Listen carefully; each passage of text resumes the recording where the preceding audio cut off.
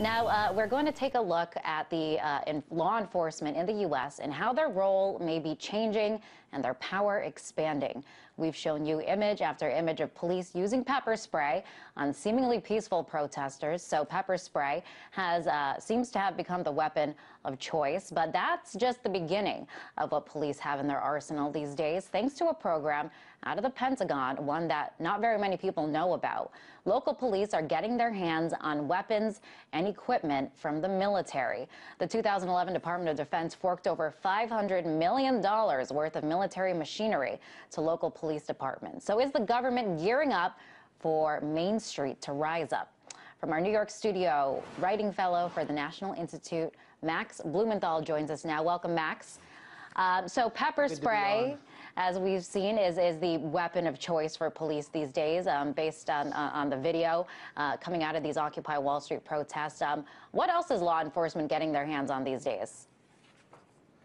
Well, first of all, I'm from the Nation Institute. I have to say that for my funders. But speaking of police funding, police have, as you said, just this year in 2011, received $500 million in surplus military weaponry from the Pentagon, which is authorized through the Pentagon's 1033 program.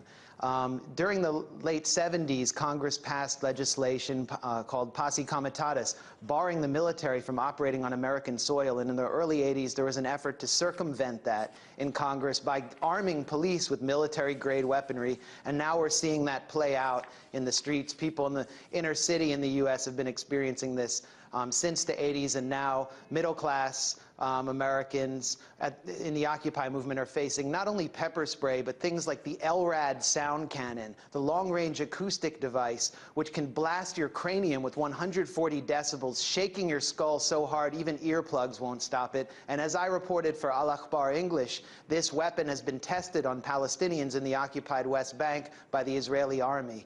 So civilians in the U.S. are now up against basically military-style policing. It sounds like you are calling this a militarization of the police force. Why is it happening, and what is behind it? Well, it's been happening since the war on drugs, and what's behind it is a mentality among our police forces, our local police, that views common civilians, protesters, and common criminals, or as common criminals. And as I reported for Al Akhbar English in my piece, The Israelification of American Domestic Security, the former head of the Israeli Shin Bet intelligence services, Avi Dichter, who's accused of war crimes against the Palestinians, spoke beside FBI Director Robert Mueller at a police convention, at a convention before 11,000 top law enforcement officers. And after Mueller called Dichter his mentor in counterterrorism, Dichter urged American police to see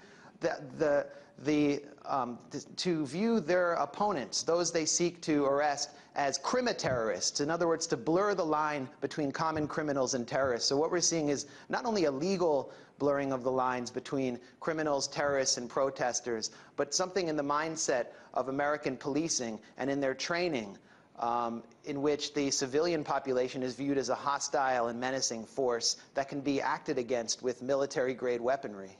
But why are we seeing this attempt to crack down on everyday civilians? Why are we seeing this overwhelming police response to peaceful protesters? Almost, I mean, you're calling it like this military reaction. It's almost as if we're in a war zone and they're responding to terrorist threats. Why treat civilians like they're terrorists? There's definitely a fear among Michael Bloomberg, the mayor of New York, has said that he feared that the Occupy movement would gain too much of a foothold and would continue to expand. And I was there at the raid on Zuccotti Park in downtown New York, and what I saw from the NYPD reminded me of demolitions I've witnessed by the Israeli army and the Israeli border police inside Israel and in the occupied West Bank. And as I reported, there's been, since 9/11, since the war on drugs transferred into the war on terror, 9,000 American police officers have been trained by Israeli security and intelligence officials. Hundreds of top law enforcement officers have gone to Israel to train, and what they're learning there is counter-terror training by a country that has spent 63 years dispossessing and controlling an indigenous population. Now they're bringing that back into the streets in the United States against the civilian population. So you're seeing a process since the War on Terror of Israelification. And this is extremely dangerous in terms of what it means for the relationship between civilians and their protection under established civil liberty codes. Now, Max, who benefits from this militarization of the police force? I know Occupy Wall Street, they would say not the 99%.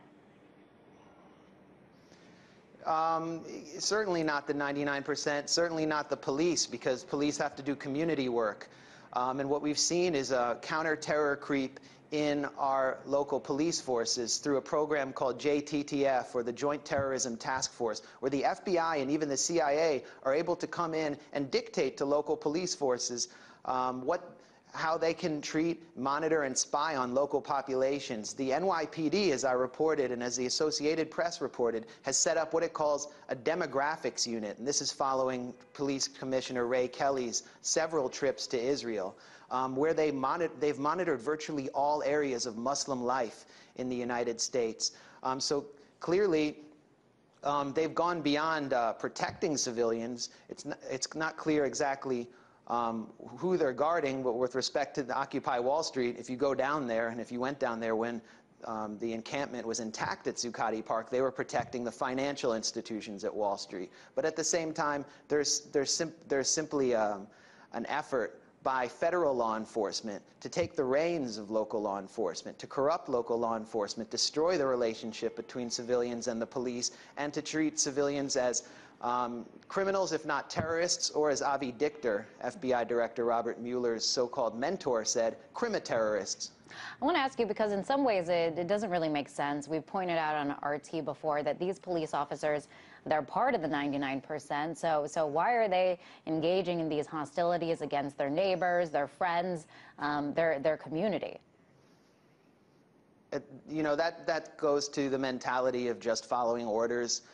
I've seen chants during Occupy Wall Street demonstrations at the police asking them to join the protesters, and that's simply impossible and disregards the position that police are put in. They're basically working people. So what this really goes to, and what I'm trying to show through my reporting, is the mentality of federal law enforcement leaders like FBI Director Robert Mueller and Ray Kelly, who has bragged that he has a weapon that can shoot down a combat jet, of militarizing their police forces and putting police officers who are working people, who are members of local communities, in impossible positions where they have to treat their neighbors as criminals and terrorists or crimi-terrorists. And this demographics unit that I mentioned that the NYPD has set up. And by the way, the NYPD refuses to disclose, the CIA refuses to disclose the name of the former CIA Middle East station chief who is in the senior ranks of the demographics unit. This is the level of coordination.